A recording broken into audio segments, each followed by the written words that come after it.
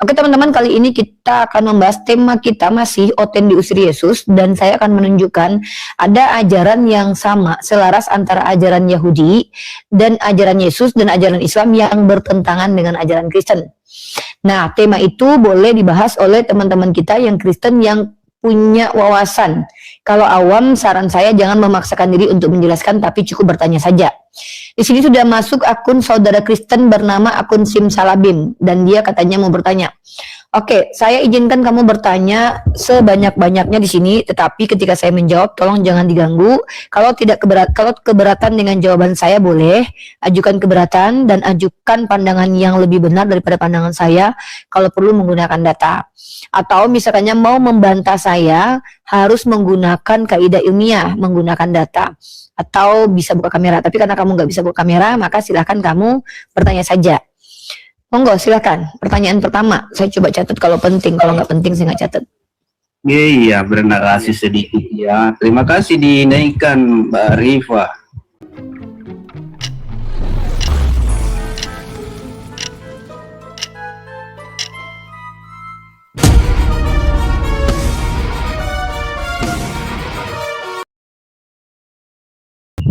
Oke, saya ini pernyataan seorang ini Kiai Haji Hasim Sadi. Sebelum saya bertanya, satu saja pertanyaan saya. Dia mengatakan begini, orang Islam yang baik adalah yang menjadi teroris. Itu juga pertanyaan juga itu. Kemudian pertanyaan, maksudnya apa arti dari itu? Kemudian pertanyaan kedua, di mana di Al-Quran menceritakan secara spesifik, ini di Al-Quran ya, bahwa Muhammad itu bersunat. Silakan Bu. Ulangi pertanyaan pertama, saya nggak ngerti. Ada seorang ulama yang mengatakan Islam yang baik adalah nggak ngerti. Coba pertama sebutkan nama ulamanya. Sebentar bro, tenang. Sebentar bro ya. Nama ustadznya siapa? Punya videonya nggak? Ada. Punya pernyataan, silakan diputarkan. Kalau videonya, saya kan ini tidak bisa, kalau video tidak bisa saya tunjukkan, tapi ada. Gini bro, ada. Saya tidak mau menanggapi sesuatu yang tidak jelas.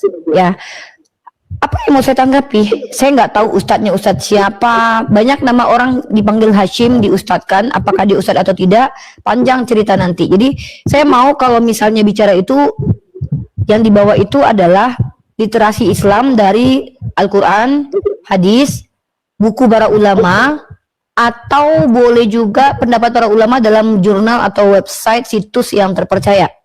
Tapi kalau Anda bilang ada ustadz bilang begini, saya nggak bisa tanggapin karena saya nggak tahu apakah ustadz itu pernah bilang begitu atau Anda salah paham. Jadi saya coba minta dulu ya data yang Anda maksud, karena saya tidak mau menanggapi sesuatu yang masih syubhat.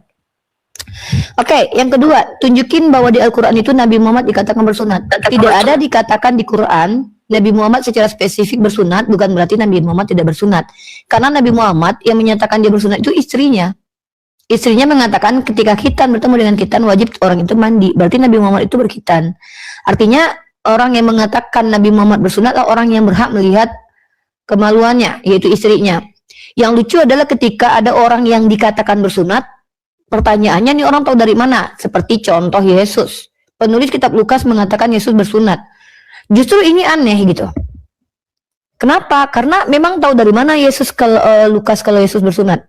Apakah Lukas pernah melihat alat vitalnya Yesus?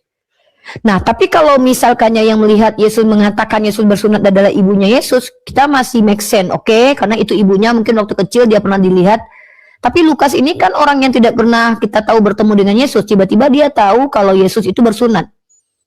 Pertanyaannya adalah justru ini yang aneh. Kalau Nabi Muhammad tidak dijelaskan bersunat dalam Al-Quran, karena memang Al-Quran itu bukan menjelaskan tentang Nabi Muhammad, tapi memberikan perintah aturan yang Allah kehendaki, bukan menceritakan siapa Nabi Muhammad. Nah, untuk hal yang penting tentang siapa Nabi Muhammad sudah dijelaskan di Quran bahwa dia adalah Rasul. Cukup hanya sebatas itu. Karena secara spesifik tentang bagaimana kehidupan Nabi Muhammad, dia mandinya bagaimana, sholatnya bagaimana, itu adanya di hadis, bukan di Quran. Karena Quran bukan kitab biografi dari Nabi Muhammad. Nah, jadi kalau cara berpikirnya itu, saya pikir teman-teman Kristen mengajukan pertanyaan yang tidak membela keyakinannya dan tidak membuktikan bahwa Islam itu salah. Sama seperti ini nanti. Nanti kalau saya tanya, adakah tertulis Yesus itu pernah cebok dalam Bible? Oh, tidak pernah Yesus tertulis cebok setelah buang air besar. Nggak mungkin dong kita menuduh Yesus nggak pernah cebok. Nah, jadi kalau tidak tertulis, bahkan kitab kalian saja yang adalah hasil penelitian manusia itu tidak menjelaskan detail tentang Yesus. Yesus yang katanya firman menjadi manusia itu hanya 3 tahun diceritakan dalam kitab kalian, tidak dari kecil. Kenapa di Quran kalian tuntut Nabi Muhammad harus dijelaskan detail di Quran? Kan ini lucu. Artinya parameter yang kalian paksakan ke kami tidak ada di kalian. Yesus saja yang firman menjadi daging itu tidak semua kehidupannya terdokumentasi dalam Bible. Hanya 3 tahun saja dan itu pun tidak jelas. Lalu kenapa Nabi Muhammad harus terdokumentasi dalam Quran sementara kehidupannya sangat spesifik jelas ada di dalam riwayat hadis? Pertanyaan saya, kalau Anda mau jawab boleh, tidak mau menjawab juga tidak masalah. Kalau ingin membantah silakan, ingin mengajukan misalkannya kayak gini. Menurut saya kalau tidak tertulis dalam Quran dia bersunat, berarti dia tidak bersunat. Kita pegang parameter itu, tapi harus jujur. Maksudnya kalau Anda punya parameter seperti itu, juga terapkan hal yang sama kepada Yesus. Kalau tidak ada tertulis dalam Bible, maka itu tidak pernah terjadi. Contoh, Yesus tidak pernah mandi dalam Bible, maka kita akui Yesus nggak pernah mandi. Nah, itu cara berpikir ya. Saya mengajak kalian, kan sudah saya bilang, Tupoksi Room ini mengajak saudara saya Kristen berpikir, dan mengajak saudara Kristen saya untuk jujur. Nah, mungkin seperti itu. Boleh menjawab pertanyaan saya, atau boleh melanjutkan ke pertanyaan Anda selanjutnya. Saya tidak memaksa teman-teman Kristen menjawab pertanyaan saya. Dan bukan berarti kalau kalian nggak bisa jawab, saya bilang kalian bodoh. Enggak. Saya tahu, tidak semua pertanyaan itu bisa dijawab, tidak semua pertanyaan itu wajib dijawab. Gitu. Di sini bukan tempat kita menang-menang kalah, tapi di sini tempat saya mengedukasi kalian, dan saya mengajak kalian berpikir, dan mengajak kalian untuk jujur. Silakan, pertanyaan selanjutnya. Oh iya, terima kasih Mbak Rifa. Artinya bahwa tidak ada kejelasannya tentang sunat. Sorry, apakah maaf kalau tentang sunat, sorry, salah, saya luruskan itu. Saya tidak pernah bilang, jangan membuat berarti dari apa yang saya sampaikan, karena yang menyimpulkan itu harusnya bukan Anda, tapi saya. Tapi kalau Anda bisa membantah kesimpulan saya, nggak apa-apa, menggunakan diksi bahasa Indonesia yang baik dan benar. Contoh, kalau tidak ada tertulis Nabi Muhammad itu bersunat, berarti tidak jelas tentang sunat. Ini kan diksi yang keliru ini. Diksi tentang sunat jelas ada di Quran. Jelas sekali ada di Quran. Kata milah, bahkan artinya adalah sunat dalam kaidah bahasa Ibrani ada di Quran. Milah ta Abraham milah. Milah, brit milah itu perjanjian sunat. Itu bahasa Ibraninya. Bahkan kata sunat dalam bahasa Ibrani, bahasanya Yesus, itu ada di Quran eksplisit loh. Dan kami diperintahkan untuk ikut milah Abraham. Nah, terus kalau kita bicara tentang ketahitan, Nabi Muhammad kan sudah bilang, beliau itu orang yang memerintahkan kami untuk laki-lakinya untuk berkhitan. Pertama perintahnya ada. Jadi jangan bilang nggak jelas. Yang nggak jelas itu adalah sebuah aturan yang tidak terdapat di dalam kitab suci atau di dalam literasi. Itu nggak jelas.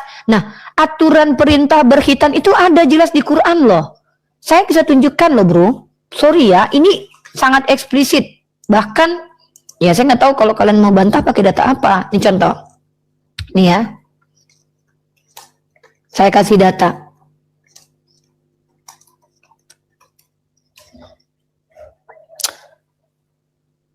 Buat yang naik siapa ini? Bergantian dulu, oh Pak Angon. Ya, Pak Angon.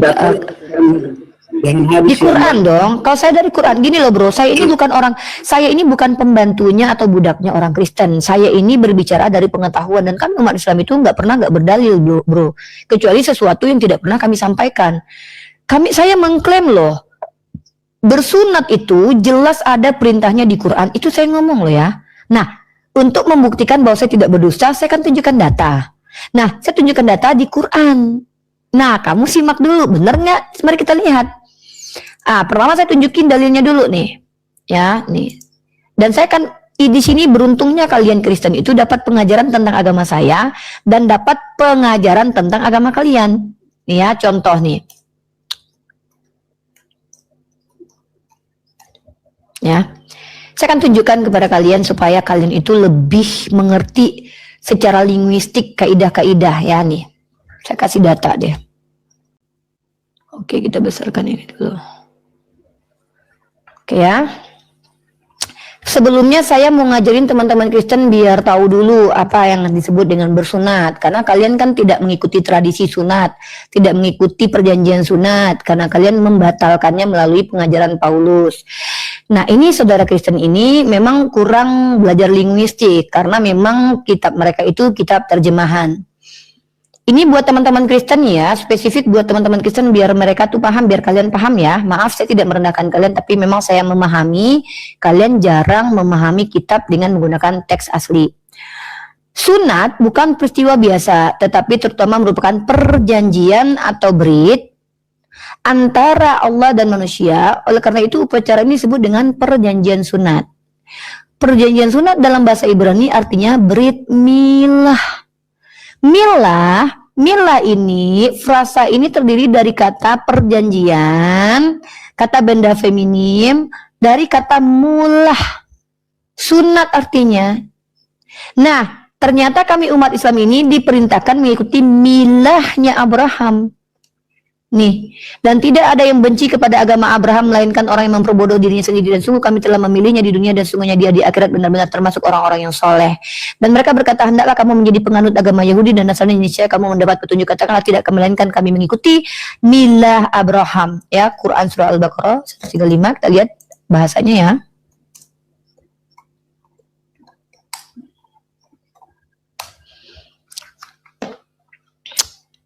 Kita lihat ini. Nih, kalau kita lihat di sini ya, Bismillahirrahmanirrahim. Wa qulu kunu hudan aw nasara tahtadu kul bal millah. Millah. Nah, jadi kami kul bal millah. Katakanlah. Nih, kami dilarang untuk ikut Yahudi dan ikut Kristen nih. Kami diperintahkan mengikuti syariat yang diturunkan kepada Abraham, yang disebut dengan milah. Ternyata kalau kita lihat kitabnya Yahudi, milah itu artinya sunat. Berarti kami ada spesifik perintah untuk bersunat dalam Quran. Seperti itu. Jadi jangan bilang nggak jelas, jelas banget malahan. Bukan cuman jelas ya, tapi jelas banget. Nah, kemudian spesifikasi tentang khitan ini itu dijelaskan banget dalam riwayat hadis. Contoh, ya. Nih saya kasih data nih. Jadi kami ini lengkap, kami ini ada Quran, ada hadis, ya, dan itu kedua-duanya wahyu ilahi. Tetapi perbedaannya kalau Quran itu perkataan ilahi, kalau hadis itu perkataan dan perbuatan Nabi yang adalah diilhamkan, diwahyukan kepada Nabi kami, gitu. Jadi dua-duanya adalah tuntunan dari Allah. Dan makanya kami umat Islam itu menempatkan keduanya sebagai literasi Islam, gitu ya. Jadi jelas kok nggak jelas? Nah, ya, hadis dan berkata saya dalam bentar ya, tempat surang bentar kita lihat ini dulu. Bentar kita lihat. Tuh. Saya tadi sudah bilang ya, kami diperintahkan mengikuti milah Abraham. Terus dari mana kami tahu kalau Abraham itu disunat? Kami nggak nyontek dari Bible kalian, enggak. Kami diberitahukan oleh Nabi kami. Maaf ya, kami tuh nggak butuh Bible untuk menjelaskan agama kami sebenarnya. Karena agama kami ini sudah jelas dari Nabi Muhammad, nggak perlu pakai lisannya orang lain. Tuh. Dalam kitab ijma para ulama ini sahih ya, dalam kitab Sahih Bukhari, Nabi Ibrahim alaihissalam dikhitan saat beliau berusia 80 tahun dengan menggunakan kapak. Artinya kami dijelaskan sama Nabi kami kalau beliau itu ada syariat khitannya dan kami diperintahkan mengikuti beliau. Jangan bilang nggak jelas dong, ya. Seperti itu. Silakan tanggapannya, bro. Yang nggak jelas itu trinitas, yang nggak jelas itu tentang kematian Tuhan di tiang salib menebus dosa, yang nggak jelas itu penebusan dengan darah tuh nggak jelas. Itu pagan banget, ya. Kalau ada dalilnya silakan. Kayak dosa waris tuh nggak jelas, nggak ada dalilnya. Kalau khitan di Islam jelas banget, gitu. Tuh satu lagi nih saya tunjukin perintah kita nih. Nih perintah kita nih, ya. Bukan perintahnya ada, jangan bilang nggak jelas nih. Sahih Bukhari 5439 ya. Fitrah itu ada 5 sunnah fitrah, yaitu berkhitan, mencukur bulu kemaluan, mencabut bulu ketiak, memotong kuku, dan mencukur kumis. Ini berkhitan nih fitrahnya manusia nih. Ya manusia tuh harus gini, kalau nggak gini berarti binatang gitu loh. Jadi makanya yang berkulub itu disamakan dengan hewan. Karena tidak mengikuti fitrahnya manusia begitu. Ambil alih dulu Pak Angon. Baik. Oke, ini. Ya, silakan Pak, silakan Pak. Jadi Ada yang bisa komentar, silakan Pak. iya, kalau saya tangkap penjelasannya Ibu Rifa ya sangat jelas ya. Artinya tadi saya menangkap bahwa yang mengkonfirmasi kejelasan bahwa Muhammad bersunat itu justru dari istrinya. Ya Bu ya. Al-Quran nggak dipakai. Kalau kita ini saya bingung bro. Yang maksud Anda tentang hukum khitan itu bukan istrinya Nabi Muhammad, tapi ada di Quran, ada di hadis. Tapi kalau yang melihat Nabi Muhammad secara empiris, melihat apakah alat vitalnya disunat atau tidak, tentu bukan sahabatnya lah, nggak mungkin sahabatnya lihat alat vitalnya. Tentulah orang yang berhak menyampaikannya adalah istrinya. Makanya nggak ada ceritanya di Quran, ya gitu ya. Karena apa? Yang bisa membuktikan dia bersunat atau tidak kan istrinya. Kalau seandainya istrinya yang bilang dia tidak bersunat, baru kita mengatakan, bentar dulu, ini saya ngajak berpikir loh. Kalau istrinya bilang suami saya tidak bersunat, baru kita bisa percaya, karena yang punya kemungkinan melihat alat vitalnya adalah istrinya. Tapi kalau ada laki-laki dewasa, bukan siapa-siapa, bilang Yesus itu bersunat, nah ini baru kita curigai. Seolah-olah laki-laki ini pernah melihat alat vital Yesus, sehingga dia tahu kalau Yesus itu sudah tidak berkulub lagi. Kecuali dia dapat informasi dari ibundanya Yesus. Tapi masalahnya dapat dari mana sih, kita kan nggak tahu. Justru yang aneh itu Lukas menceritakan Yesus berkhitan. Emangnya Lukas dengan Yesus itu hidup sejaman? Emangnya waktu Yesus masih bayi di khitan Lukas lihat? Nah justru ini yang aneh, lucu. Kenapa kok Lukas bisa tahu kalau Yesus di khitan? Apakah mereka pernah kencing berdua terus terlihat terintip? Atau jangan-jangan Lukas pernah pegang untuk ngerasain, oh iya ini pernah nih disunat. Nah itu baru kita pertanyakan. Karena kan Lukas kan bukan siapa-siapa Yesus, bukan di antara 12 murid juga, dan nggak pernah serumah dengan Yesus, kok bisa tahu dia di khitan? Nah ini baru kita pertanyakan. Di Quran kan jelas, saya sudah kasih data, kami diperintahkan mengikuti mila Abraham. Nabi Muhammad mengatakan Nabi Ibrahim itu bersunat, kami harus mengikuti Nabi Ibrahim, dan juga Nabi Muhammad mengatakan bahwa itu adalah fitrahnya manusia, dan Nabi Muhammad dikatakan istrinya juga sudah berkhitan, karena khitan ketemu khitan maka telah wajiblah baginya mandi. Apalagi masalahnya? Ya, artinya bahwa benar dikatakan bahwa Al-Quran itu disunat di rahim. Artinya saya begini, saya itu orang saya nggak ngerti ini bro, Anda dari tadi itu bro, Anda dari tadi membuat pernyataan, saya nggak tahu itu belajar dari mana. Artinya di Quran, ya Anda bilang gini loh, artinya di Quran itu sunatnya di rahim. Yang bilang itu siapa? Saya nggak pernah ngomong itu dari tadi. Lo Anda dapat kesimpulan dari mana itu? Oh iya. Jangan begini. Bapak, Bapak saya nuntun Bapak ya. Saya menuntun Bapak. Pertama, setiap narasi siapapun pembicara yang dilawan diskusi Anda tangkap. Sehingga kami memahami bahwa yang sedang kami ajak bicara orang yang normal, yang justru saling menangkap. Anda nanya, maka Anda siap menerima jawaban. Jawaban yang akan berikan atas pertanyaan Bapak gitu loh Pak. Hormati diri Anda, ya. Utina, saya mungkin mau sholat dulu, mohon maaf, tapi kayaknya kalau ini dibuang aja kalau sekiranya Bapak ini tidak mengikuti obrolan kita maklum, enggak, kita maklum ya? Gini, tidak ada satupun orang Islam akan terguncang mendengar. Di mana di Al-Quran menceritakan secara spesifik bahwa Muhammad disunat. Tidak pernah ada umat Islam yang mengklaim. Tidak ada satupun umat Islam yang mengklaim. Sadar apa? Saya sadar lah, makanya Tuhan saya adalah Tuhan bukan orang. Loh, saya sudah menjawab, tidak ada tertulis tentang Nabi Muhammad bersunat di Quran. Gimana sih bro? Kok harus saya ulang? Karena apa? Karena sama seperti tidak pernah tertulis bahwa Yesus itu cebok setelah berak. Apakah dia nggak pernah cebok? Jadi jangan mempermalukan Yesus lah. Kalau Anda paksa, tidak tertulis. Loh, ini namanya komparasi. Iya, ini kan komparasi. Ini mengajak Anda supaya Anda sadar. Loh, Yesus orang Yahudi, tapi tidak pernah tertulis cebok dalam kitab Anda loh bro. Orang Yahudi itu semuanya bersih-bersih loh. Dia nggak pernah tertulis cebok. Apakah Anda mau mengatakan dia nggak pernah cebok? Cara berpikirnya yang saya ajak, kan Anda tahu nggak? Room ini gunanya apa? Room ini bukan untuk menang-menangan, bukan untuk kalah-kalahan, bukan untuk hebat-hebatan. Room ini mengajak orang Kristen yang otaknya tidak diajak berpikir, saya ajak berpikir. Makanya saya ajak Anda bicara. Kan saya bilang begini tadi.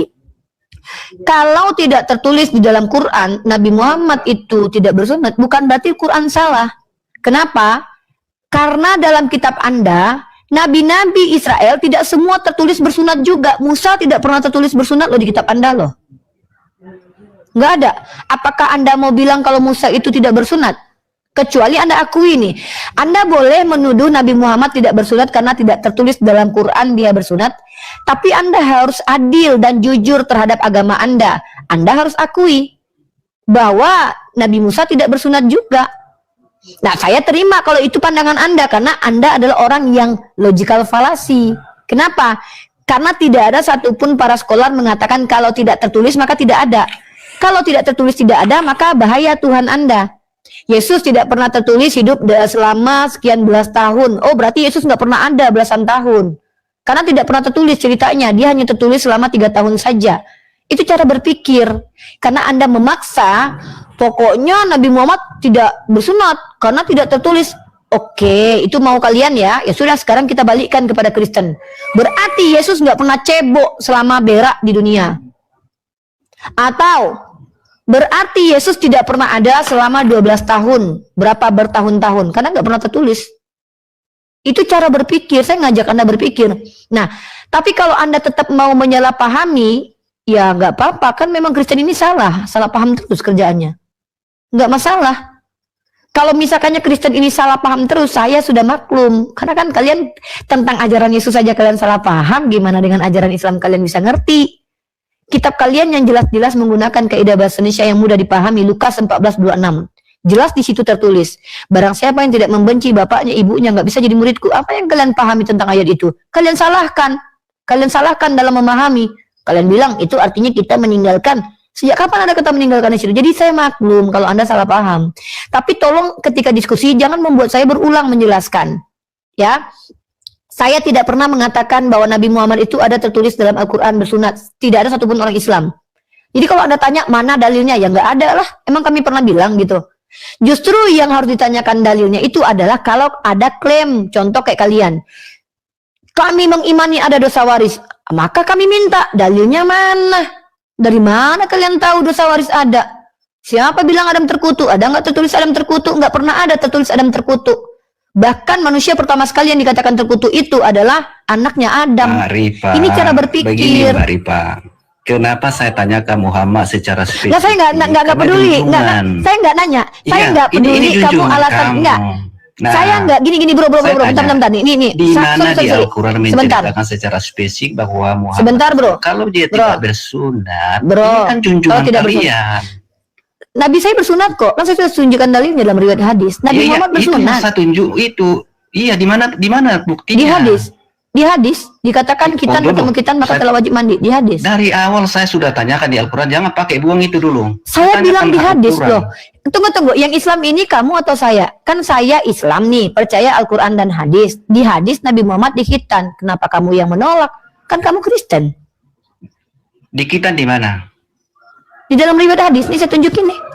Kalau saya tunjukin nanti gimana? Ya, coba bacakan. Bisa ya. kamu tunjukin? Bisa nggak kamu menunjukkan kalau Yesus pernah cebok setelah berak? Bisa? Itu pertanyaan bodoh itu. Loh, bukan pertanyaan bodoh. Ini adalah standarmu. Karena kamu mengatakan kalau tidak tertulis Nabi Muhammad bersunat di Quran, maka Nabi Muhammad tidak bersunat. Kan itu kan cara berpikirmu. Maka saya masukkan cara berpikirmu ke dalam agamamu.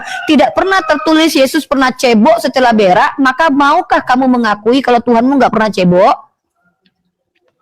Bu Rifa, ini kan lama sudah saya tanya loh bro, kenapa bro?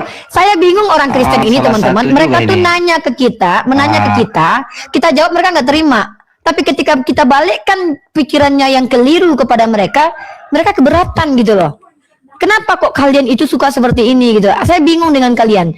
Saya ditanya jawab, pakai data saya, yang nggak terima kamu. Lalu ketika kamu salah paham, saya tunjukkan kesalahpahamanmu itu menelanjangi agamamu. Kalau tidak tertulis di Quran Nabi Muhammad itu berkhitan, maka kau simpulkan Nabi Muhammad itu tidak berkhitan. Maka maukah engkau jujur kepada dirimu sendiri, menunjukkan Tuhanmu nggak pernah cebok, karena nggak ada tertulis Tuhanmu cebok. Kalau Nabi Muhammad berkhitan, ada dalilnya nih, saya tunjukin nih. Saya tunjukin Nabi Muhammad itu pernah berkhitan nih. Istrinya yang bilang nih. Jadi kalian kalau Kristen nggak ngerti, nggak apa-apa, saya paham kok nih.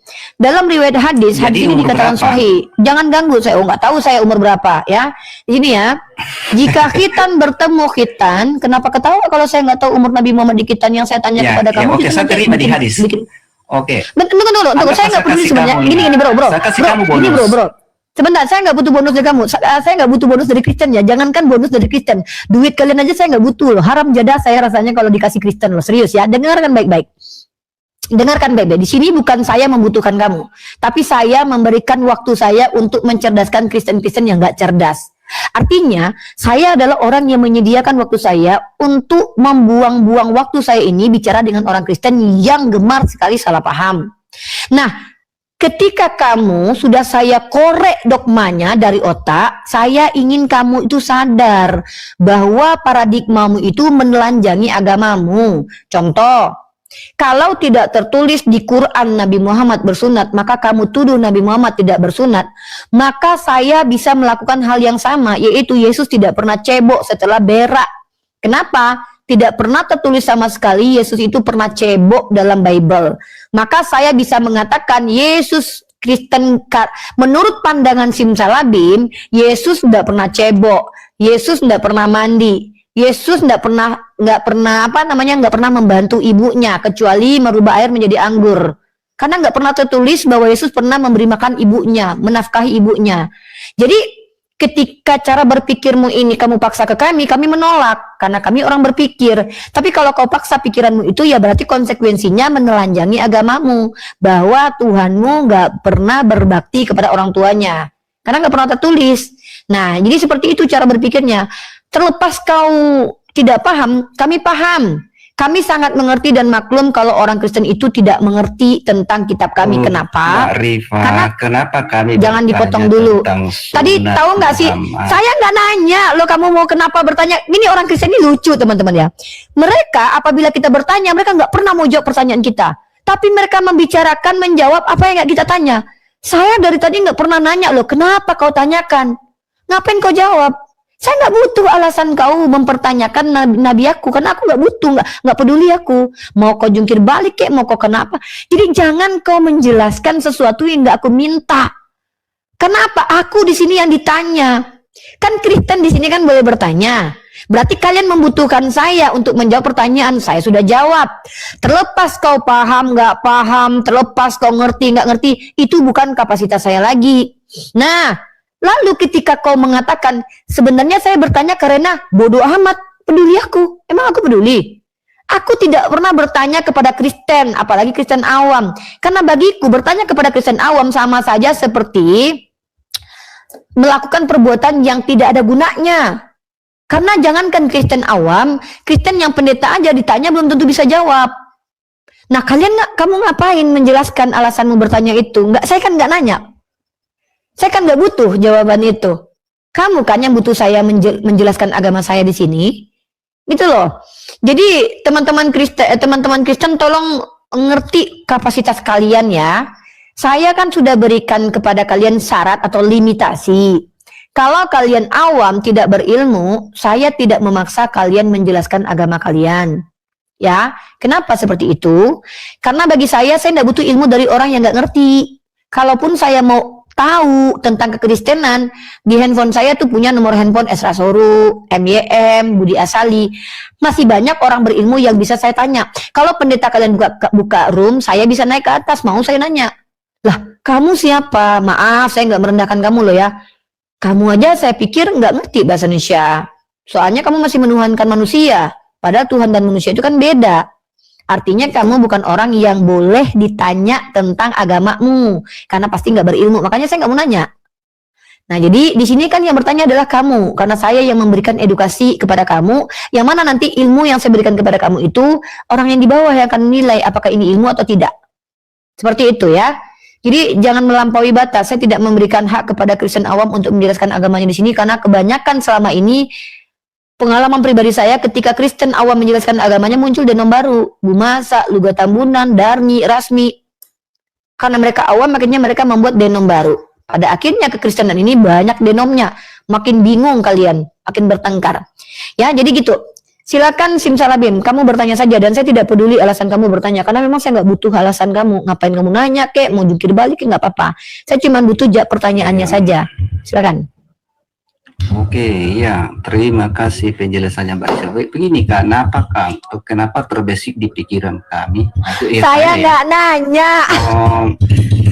Kenapa kok? Saya bingung dengan orang Kristen. Saya bingung dengan Kristen ini lo kok maksa banget gitu lo menjelaskan sesuatu yang kalian nggak paham. Saya nggak peduli. Saya nggak peduli. Kenapa kau bertanya? Kan saya suruh kau bertanya, bukan menjelaskan kenapa kau Lanjut bertanya. aja pertanyaannya. Lanjut pertanyaannya. Biar berjalan. Lanjut pertanyaannya. Umur Muhammad setelah membuat agama Islam lah, minta maaf. Sorry. Saya luruskan. Sudah dewasa. Enggak, salah. Ini wajib saya potong ya. Teman-teman, argumen yang tidak akan saya potong adalah argumen benar. Nabi Muhammad tidak pernah membuat agama Islam seperti Paulus membuat agama Kristen. Agama Islam itu bukan agama buatan manusia seperti Kristen. Maaf. Saya kalau bilang Kristen buatan manusia, saya bisa tunjukkan datanya. Tapi kalian kalau saya minta tunjukkan data bahwa Islam agama buatan manusia, tunjukkan datanya. Jangan bicara dari doktrin kalian yang ditanamkan gereja, sengaja menyalahpahami Islam untuk sebagai menyerang Islam. Kenapa? Sebodoh-bodohnya manusia, bahkan sekolah yang pintar aja walaupun agamanya Kristen, itu tahu kalau Islam itu bukan buatan manusia. Nabi Muhammad tidak pernah membuat agama. Agama itu nggak bisa dibuat. Agama atau sistem kepercayaan yang dari Tuhan itu nggak bisa dibuat orang. Kalau memang Nabi Muhammad betul bisa membuat agama, maka dia lebih hebat daripada Yesus.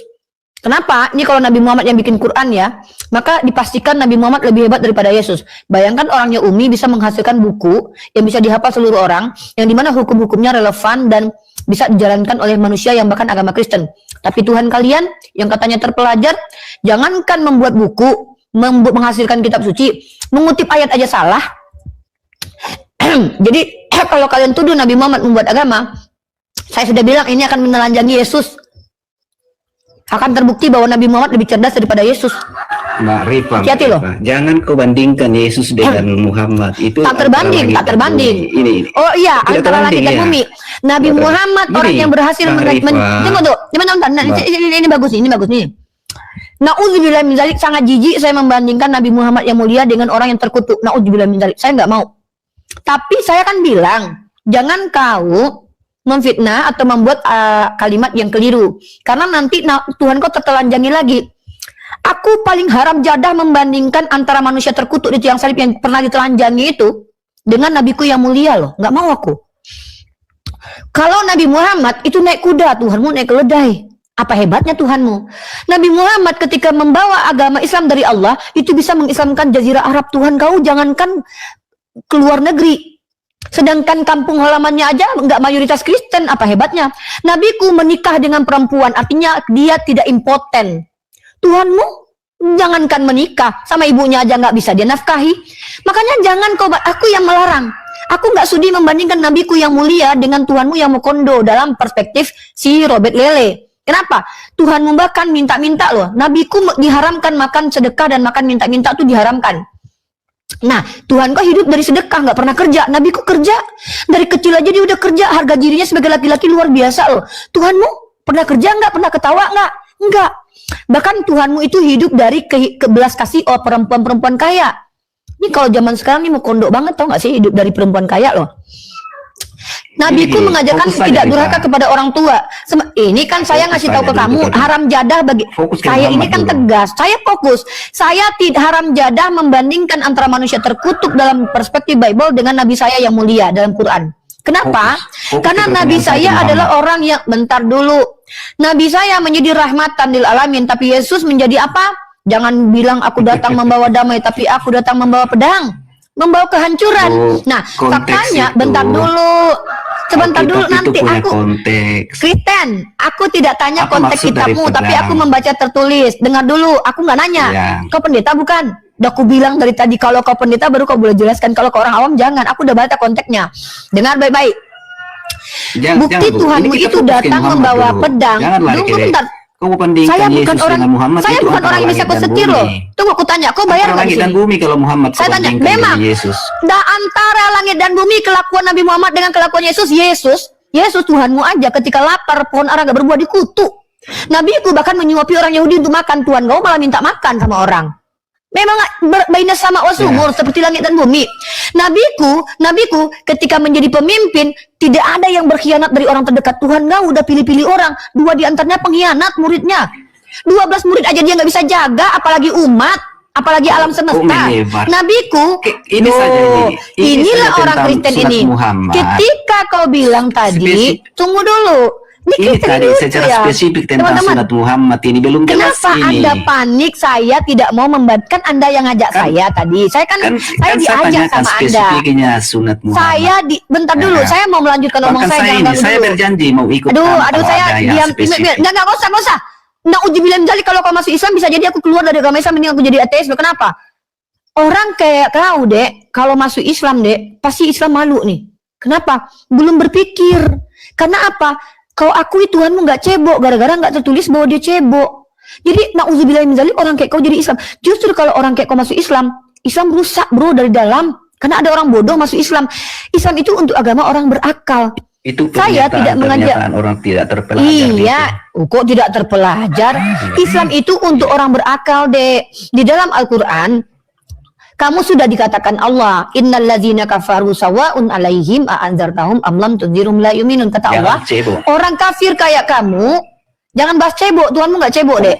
Kok mau cebok mau dicerita? Diam dulu, Tuhanmu nggak pernah cebok. Udah nggak usah bahas dulu cebok, malu nanti kamu. Tuhanmu nggak pernah cuci tangan, makan, cebok nggak pernah. Aturan cebok ada di kamu. Aduh, oh iya, kami punya aturan cebok. Tuhanmu nggak ngatur kalian cebok. Kenapa dalam Ulangan bahkan kalian disuruh bawa sekop? Ini lucu loh, Tuhannya Yahudi itu bahkan mengajarkan cara seperti binatang. Kalau seandainya kalian berak, gali lubang, letakkan tanah. Ada diajarkan. Kucing aja nggak perlu diajarkan, tahu loh kalau mau berak gali tanah. Tapi kalian, Yesus nggak ngajarin cebok, bahkan makan nggak cuci tangan. Jadi saya sekali lagi nih, saya sepakat dengan Kristen ini ya. Saya haram jadah, na'udzubillah min dzalik, sangat jijik membandingkan Nabi saya dengan orang yang dikatakan terkutuk di tiang salib. Aku nggak bisa bayangkan yuk, Nabi aku itu perkasa, naik kuda, keren banget dong, laki-laki siapa yang nggak mau naik kuda? Tuhanmu naik keledai bro. Kok kebayang nggak orang naik keledai? Nggak bisa dibandingkan nabiku dengan Tuhanmu, Dek. Itu berbicara. Kalau saya nanya baru kau jawab. Saya sedang menjelaskan kepadamu kenapa aku juga nggak sudi. Aduhnya orang Kristen ini lucu. Ini Kristen ini lucu banget. Apa yang kita tanya mereka nggak mau jawab. Apa yang kita nggak butuhkan dijawab mereka jawab. Memang aku peduli alasan kau untuk kenapa bertanya ini. Enggak peduli, Dek. Kok paksa saya harus tahu? Hah? Ini Kristen-Kristen ini memang ideologinya penjajah banget ya. Pertama kau naik ke sini diizinkan. Diizinkan untuk bertanya dengan saya. Tapi kok kau paksa saya harus mendengarkan penjelasanmu sementara kau sudah kubilang kalau awam jangan jelaskan. Karena syarat untuk menjelaskan harus buka kamera dan juga kredibel. Kalau kau orang awam, jangankan kitabku. Kitabmu aja kau nggak paham, ngapain aku bertanya? Aku cuma menjelaskan samamu, aku sepakat ya. Jangan ada orang Islam membandingkan Nabi Muhammad SAW dengan makhluk terkutuk di tiang salib. Jangan, itu penghinaan terhadap Nabi kita.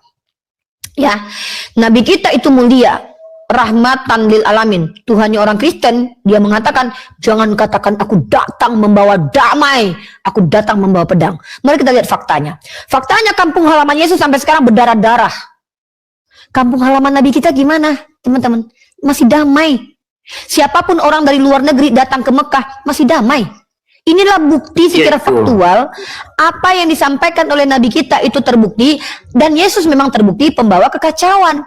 Jangankan antara Islam dan Kristen, jangankan antara Islam dan apalah ini kok bawa Syiah nih orang nih. Jangankan pertentangan antara negara dengan negara. Kristen sama Kristen aja saling baku hantam. Kalian tengok Yuli, Robert Lele, Edis TV, si RK, anak-anak Tuhan. Gara-gara donasi berkelahi. Agama ini yang membawa damai. Agama Kristen muncul pertama kali di Antioquia di tangan Paulus ketika berdiri Katolik. Tahu nggak yang terjadi apa? Inkuisisi 500 tahun. Muncul Protestan, 6 juta Yahudi mati dihabisi sama orang Protestan. Pokoknya kalau muncul denom Kristen, hati-hati kalian. Bakalan banyak korban jiwa. Anak baptis dulu dihabisi sama Protestan loh. Martin Luther, Zwingli, dan juga John Calvin loh. Jadi ketika tertulis di kitabmu, aku datang membawa pedang, terbukti agama Kristen masuk ke Indonesia dengan senjata, kekerasan, penjajahan. Islam masuk ke dalam Indonesia dengan perdagangan dan juga akhlak mulia. Jangan ganggu saya dulu, saya belum selesai. Tolong dibawa dulu lah ya, nanti antara kamu naik lagi penjajah aja. dan Saya belum, penginjil. saya nggak ada urusan sama kamu. Apa ini penjajah penginjil? Penginjilan kitabmu itu dibawa oleh penjajah. Misinya Zending namanya. Tolonglah, kan saya sudah peringatkan. Kalian Kristen yang bertanya kepada saya, jangan coba-coba melecehkan agama saya sedikit aja, karena saya akan menelanjangi agama kalian dan Tuhan kalian. Kenapa? Karena saya punya aib agama kalian. Wallahi, demi Allah, demi Allah, demi Allah. Kenapa seperti itu? Alhamdulillah saya belajar. Ketika kalian bilang Nabi saya tidak pernah bersunat hanya karena tidak tertulis dalam Bible, dalam Quran, ya itu secara tidak langsung mengatakan Tuhan kalian nggak pernah mandi dan cebok. Itu loh. Itu konsekuensi logiknya loh. Jadi jangan paksakan cara berpikir kalian yang keliru di hadapan kami umat Islam. Kami nggak pernah maksa kalian kok untuk sesuai dengan pemikiran kami agar berpikir, tidak. Tapi kami akan ikuti mau kalian. Ketika kami sudah ikuti mau kalian, saya sudah pastikan Tuhan kalian akan tertelanjangi sekian kalinya dan agama kalian akan porak-poranda. Doktrinnya akan berserak di depan saya. Karena saya 7 tahun mengkaji kitab kalian. Ini masih pemanasan ya. Ini belum inti loh. Kalau saya seandainya membuka sejarah kekristenan secara fakta sejarah, nggak sanggup ginjal kalian dengarkannya. Nggak sanggup. Kristen terbentuk karena kekerasan. Mari kita bahas. Kalau tanpa kematian Yesus, apakah ada Kristen? Hah? Kalau bukan karena kejahatan orang Romawi dan Yahudi mengazab, menghina, menghabisi nyawa Tuhan kalian itu yang salib, muncul nggak agama kalian? Maka agama kalian itu berdiri di atas darah orang benar. Agama kalian itu berdiri di atas penyiksaan dan kezoliman yang sangat-sangat mengerikan. Dan bayangkan lambang agama kalian saja adalah sajam, senjata tajam. Ini, kalau saya pernah disalib tersiksa, kalau ada yang bawa salib, saya tampar itu orang. Trauma saya. Bayangkan, tiba-tiba saya habis dihajar di atas salib, dikobel-kobel, digerayangi. Saya masih hidup rupanya. Tertati-tati saya selamat. Pas saya sudah sehat, ada yang bawa salib. Rifa, kamu ingat gak ini? Oh, itu teman aku tersiksa. Trauma aku, pergi ke psikolog aku. Kebayang gak bagaimana agama kalian melambangkan senjata yang paling membuat orang menderita, tempat orang disiksa sebagai lambang agama dan dikatakan lambang kasih. Lalu kalian katakan agama kalian agama kasih. Ayolah. Saya tidak merendahkan agama kalian. Hak kalian menerima kenyataan bahwa agama kalian itu dibangun dari darah. Ya, karena tanpa darah Yesus agama kalian nggak ada. Tanpa ada terjadi kekejian terhadap Yesus agama kalian nggak ada. Karena fundamental agama kalian adalah penyalipan. Kalau Islam itu dibangun dari apa? Islam dibangun dari kepatuhan terhadap Tuhan, aslam, kesucian, salim, keselamatan, salam, dan damai. Itu Islam. Gak ada simbol kami. Nah, jadi tolong saudara Kristen, saya ini orang yang apabila sudah memperingatkan di awal, kalian melenceng, saya nggak segan-segan menunjukkan pengetahuan saya tentang apa yang ada di kitab kalian. Saya memang sepakat nih, saya tidak boleh menghujat sembahan orang Kristen. Tapi jujur saya katakan, saya nggak mau membandingkan Nabi saya dengan Yesus. Kenapa? Bainas sama wasumur. Nabi saya rahmatan lil alamin, Yesus terkutuk di tiang salib. Nabi saya itu berhasil menjalankan misinya dari Tuhan. Yesus gagal, diutus Tuhan malah kabur ke atas langit.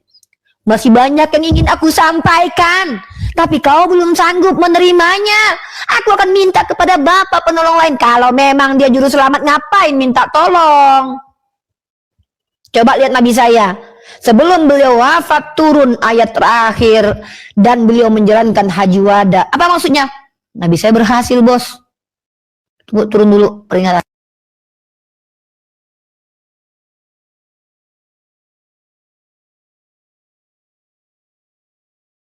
Kenapa, Ti?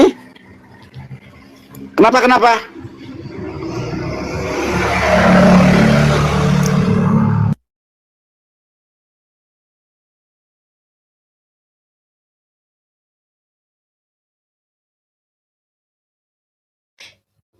Saya ini bukan hanya sekedar berdakwah. Dari kata da'a, menyeru dan mengajak. Bukan hanya sekedar itu, bos. Tapi ketika saya sedang berdakwah, diserang secara verbal, diwajibkan dan diizinkan saya untuk melawan balik. Bedakan konteks berdakwah bil hikmah dengan berperang dengan tegas.